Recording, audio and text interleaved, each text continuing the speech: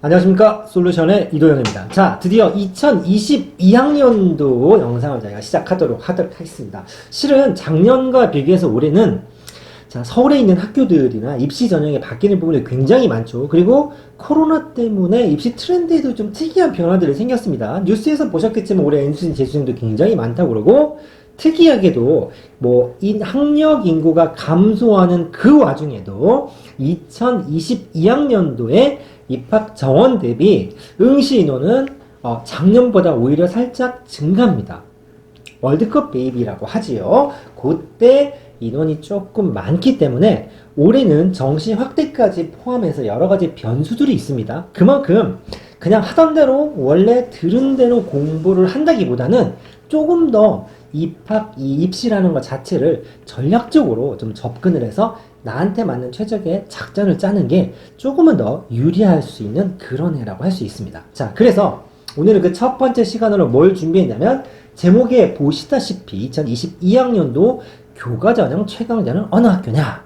물론 연대랑 한양대라고 제가 적어놨습니다만 둘 중에 어디 갈래 그러면 물어보나마나 아니겠습니까? 근데 왜 찍었냐면, 자, 일단 간단하게 한양대랑 연세대의 입시 전형 바뀐 부분을 조금 리뷰를 하고 나서 제가 설명을 이어드릴 텐데, 자, 먼저 한양대입니다.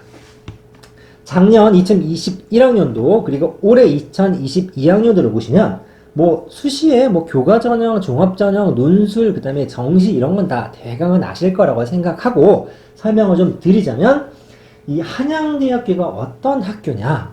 여러분들 올해 교과전형이 많이 늘어난다라는 얘기를 제가 영상에서 몇 번 소개해 드렸습니다만, 종합전형은 수능 최저를 보지 않는 학교들이 되게 많았어요. 그런데 교과전형, 다시 말해서 중간 기말고사 성적만 가지고 그것만 가지고 학생들을 뽑는 전형이 몇몇 학교에 있었죠. 그런데 이 서울에 있는 학교들이 아무리 내신이 좋아도 그래도 수능 점수가 기본빵은 해야 되지 않겠어? 라고 제시하는 커트라인 기준이 바로 수학 능력 시험에서 최저학력 기준이라는 게 있습니다. 2등급 2개는 맞아야 우리 학교 들어오지 않겠어? 저희가 우스갯소리로 내가 재미삼아 서울대 썼더니 미달돼서 서울대생이 붙었다, 요런 미담 따위는 요즘 현실적으로 불가능하죠. 근데 그게 말맞다나 유일하게 가능했던 학교가 바로 한양대학교입니다. 무슨 말이냐면, 여기 보시면 제가 파란색으로 색깔을 좀 칠해놨는데 297명 정도를 교과 전형으로 뽑았습니다. 자, 한양대가 어떤 특징이 있냐면 수시는 수능을 하나도 보지 않습니다. 정시는 다 빼고 수능만 보는 그런 독특한 학교였기 때문에 입시 전형이 굉장히 깔끔하죠. 그래서 전형료도 조금 저렴한 학교였는데, 여기 이제 바뀌어서 이름만 바뀌었습니다. 교과가 지균이라고 해서 지역균형인재 전형 이래가지고 297에서 320명으로 좀 바뀐 부분이 있죠. 오늘 말씀드릴 부분이 바로 이 교과 전형입니다. 어떻게? 내신, 점수, 너 몇 등급이야? 저 1.5등급입니다. 오케이, 불합격, 합격, 요것만 본다는 얘기입니다. 그리고 또 하나의 특징은 정시가 조금 늘어났습니다. 자, 그걸 가지고 한양대 특징은 정시가 좀 확대됐고, 그 다음에 지역균형발전 전형이 신설이 됐고, 기존 교과 변형에 조금 이름만 바뀐 거다라는 얘기입니다. 그러면 서성한 정도의 한양대 정도가 교과만 보고 수능 최저를 보지 않으면 전국에서 내신 내가 이 정도면 짱이지, 이런 친구들이 지원을 하죠. 즉 다시 말해서 학교 내신 관리는 잘 되어 있는데 상대적으로 종합전형을 쓰기에는 학생부가 조금 빈약한 학생이 있을 수도 있고, 더 중요한 거는 수능 공부 자체가 좀 덜 돼 있어서 등급이 좀 안 나오는 친구들이 있을 수 있습니다. 즉 내신은 굉장히 좋은데 모의고사 성적이 안 나오는 친구들을 최고 학교로 쓸 수 있는 게 바로 한양대였습니다. 그러다 보니 입결이 어느 정도가 되냐면, 자, 재작년 겁니다. 작년 건 올 4월이나 5월이 돼야 나오기 때문에 잘 보시면 알겠지만 앞에 2가 없습니다. 2가. 여기 보시면 뭐도 있냐면 2018학년도에는 합격자 평균이 1.09, 경영학과나 미디어 커뮤니케이션, 우리 신방과 옛날 신방과인데 1.08, 정외과는 1.07도 있다가 최근에는 이제 조금 떨어지긴 했지만 파이낸스 경영학과 같은 경우 재작년에도 1.06, 어마어마하죠. 그러니까 평균이 1.06, 합격자 평균이. 다시 말해서 전 과목에서 어쩌다 실수로 2등급을 받고 대부분 1등급 받은 친구들이 들어갔고, 이 중에 좀 낮아 보이는 1.26, 1.25 정도 되는 이런 영문과나 정외과 정도가 되더라도 1.26이면 어느 정도냐면 다 1등급인데 2등급보다 1등급이 월등히 많은 겁니다. 1등급하고 2등급이 반반 정도가 섞여 있다라고 하면 1.5등급 근처가 나오겠죠. 그러니까 요 정도 내신만 하더라도 실은 학교에서 야, 걔가 100점을 못 맞았어? 이럴 정도의 학생들이 지원한다는 얘기죠. 이과로 살짝 넘어가면 이과도 어마어마하죠. 기계공학부 1.19입니다. 합격자 평균이 1.2등급 정도 된다는 얘기죠. 그럼 1.3만 가도 불합격할 수 있다는 얘기겠죠. 자, 그래서 다시 정리하면 수능을 보지 않는 순수한 내신 성적만으로 경쟁을 했던 학교 중에서 탑 넘버원이 바로 한양대였다라는 얘기입니다.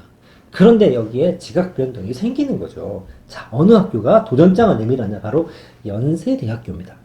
자, 한양대 위에 있는 학교면 스카이죠, 스카이. 서울대 같은 경우는 직윤이라는 게 있습니다. 수능 최저가 엄청 높습니다. 고대에도 학교정 추천이 있었지만 수능 최저가 어마어마하게 높습니다. 수능에서 최소 전과목 2등급을 받아야 되는데 연대가 비슷한 전형이 있었죠. 종합전형에서 면접형이라는 게 있었는데 523명을 뽑았던 전형입니다. 그거 이름을 바꿔서 교과 추천형으로 바꿨습니다. 자, 그러면 무슨 말이냐? 뭐가 바뀐 거냐면 바로 아이고 죄송합니다. 바로 여기 교과 추천형으로 바뀌면서 어마어마한 차이가 있는 게 뭐냐면 바로 수능 최저가 없어졌습니다. 연대에서 교과 전형으로 학생들 다른 거 다 필요 없고 너 내신 몇 등급이야 이걸로만 학생을 뽑는데 수능 최저를 안 본다는 얘기죠. 다시 말해서 제 생각이지만 시쳇말로 야 지방에 있는 학생들 중에서는 1.1, 1점이 많은 학생들이 있는데 그런 친구들을 한양대에서 독식을 했다는 얘기죠. 그게 좀 배가 아팠는데 연대에서 야 안 되겠어. 그 학교 학생들을 우리가 좀 받아야겠다라고 입시 전형을 튼 거죠. 그래서 정시 비율이 늘어났던 것도 특징이 있지만 가장 터져났던 건 뭐냐면 바로 이 면접형 교과 전형을 순수 교과 전형으로 바뀐 겁니다. 자, 그러면 차이를 좀 보도록 하겠습니다. 교과 전형 두 학교에 비교해 봤는데 올해 교과 100입니다. 자, 학교 추천형을 해서 면접이 있고 40%가 들어가 있긴 하지만 교과 100, 교과 100이라고 하는 부분이 실은 굉장히 큰 차이가 있을 수 있고 더 중요한 건 뭐냐면 바로 수능 최저가 없다는 겁니다. 수능 최저가. 수능 최저가 없는 전형에서 이 두 학교가 서울 탑 학교 중에서는 딱 도드라지는 거죠. 그러면 아무나 쓸 수 있느냐? 물론 그렇지 않습니다. 이 직윤이라는 용어를 썼다는 자체가 티켓이 좀 있죠. 그러니까 우리 학교에서 200명의 재적 인원이 있는데 연대 쓸 사람 다 쓸 수 있는 게 아니고 학교마다 제한 인원이 좀 걸려있죠. 티오가 정해져 있다라는 얘기입니다. 그래서 연세대는 5% 이내, 한양대는 11%까지 추천이 가능합니다. 굉장히 후해 보이시죠? 자, 우리 학교가 전교생 고3이 200명이라고 가정을 하면 한양대 같은 경우는 22명까지 쓸 수 있고 연대는 10명까지 추천, 야 연대 한번 써볼래? 라고 추천을 해줄 수 있다는 얘기죠.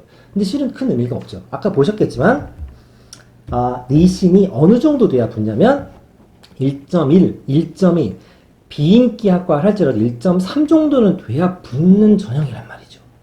솔직히 학교에서 22명까지 뽑는다고 해서 과연 그 친구들 전부 다 1.1, 1.1을 맞을 수 있겠습니까?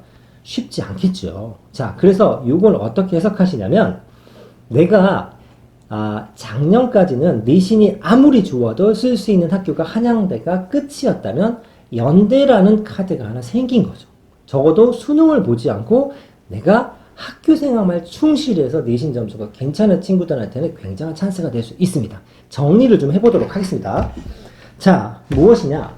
두 학교 중에 어떤 학교를 쓰는 게 좋겠냐라고 물어보면 당연히 연대를 쓴다라고 생각하겠지만 모범 답안은 둘 다 쓰는 겁니다. 자, 정시는 가군, 나군, 다군 3장의 카드가 있는 반면 수시는 저희가 총 6회의 지원 기회가 있죠. 즉 쓸 수 있는 카드가 6장인데 내가 1점 초반대 내신을 가지고 있는 학생이라면 한양대 정도를 고민할 수 있을 것이고 그러면 당연히 연대까지도 한번 트라이 볼 수 있는 근데 질러볼 수 있는 카드가 생긴 거죠.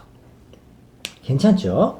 그런데 이 녀석이 어떤 문제가 좀 생기냐면 수도권 또는 인서울에 있는 학생들은 1점 초반대 내신을 맞기가 생각보다 굉장히 어렵습니다. 다시 말해서 이 전형은 서울에 있는 학생들, 어차피 공부 잘하는 학생들이 모여 있다 손 치더라도 이 추천을 받을 수 있는 이 티켓은 T1은 굉장히 한정이 되어 있기 때문에 아무래도 지방 군소도시에서 착실하게 공부를 한 학생들한테 조금 더 유리한 전형이다라고 볼 수 있죠.